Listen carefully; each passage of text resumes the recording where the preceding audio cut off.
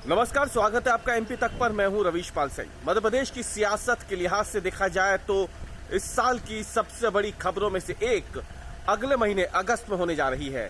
ये सियासत की एक बेहद ही विलक्षण घटना होगी जो करीब 13 साल बाद मध्य प्रदेश में घटित होगी। 13 साल बाद ज्योतिरादित्य सिंधिया कमलनाथ के गढ़ छिंदवाड़ा पहुंचने वाले हैं।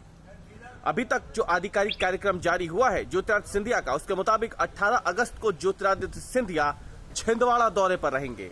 छिंदवाड़ा को कमलनाथ का सबसे मजबूत गढ़ माना जाता है और वहां पर कमलनाथ अब तक चुनाव नहीं हारे हैं। कमलनाथ लगातार वहीं से सांसद रहे, अब विधायक हैं और उनके बेटे वहां से सांसद हैं।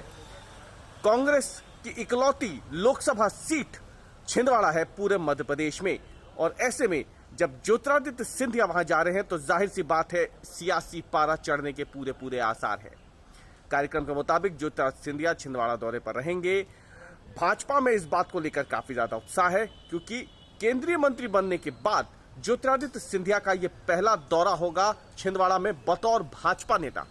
इससे पहले भी वो करीब 13 से 14 साल पहले छिंदवाड़ा पहुंचे थे एक कार्यक्रम के दौरान। वहां पर उन्होंने कमलनाथ के साथ मंच भी साझा किया था और उसके बाद अब ये दूसरा मौका होगा जब ज्योतिरादित्य सिंधिया छिंदवाड़ा में गरजेंगे। सिंधिया जब पहले छिंदवाड़ा गए थे तब वो बतौर कांग्रेस नेता के तौर पे गए थे, लेकिन अब ये दौरा इसलिए महत्वपूर्ण है क्योंकि ज्योतिरादित्य सिंधिया अब भारतीय जनता पार्टी में है और न केवल भाजपा में बल्कि वो उसी कमलनाथ के गढ़ छिंदवाड़ा में जा रहे हैं जिस कमलनाथ की सरकार को ज्योतिरादित्य सिंधिया समर्थकों के इस्तीफे के बाद मध्य प्रदेश की सत्ता से बेदखल होना पड़ा था।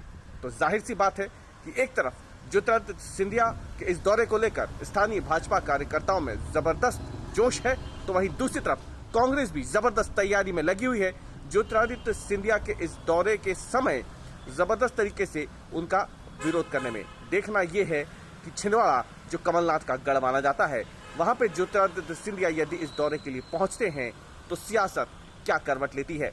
हालांकि ये कार्यक्रम आधिकारिक रूप से जारी हुआ है, लेकिन अभी इसमें लंबा समय है और जो सिंधिया समर्थक नेता है उनका मानना है कि अगर कार्यक्रम में किसी तरीके का कोई बदलाव होगा तो इसकी जानकारी आगे दी जाएगी।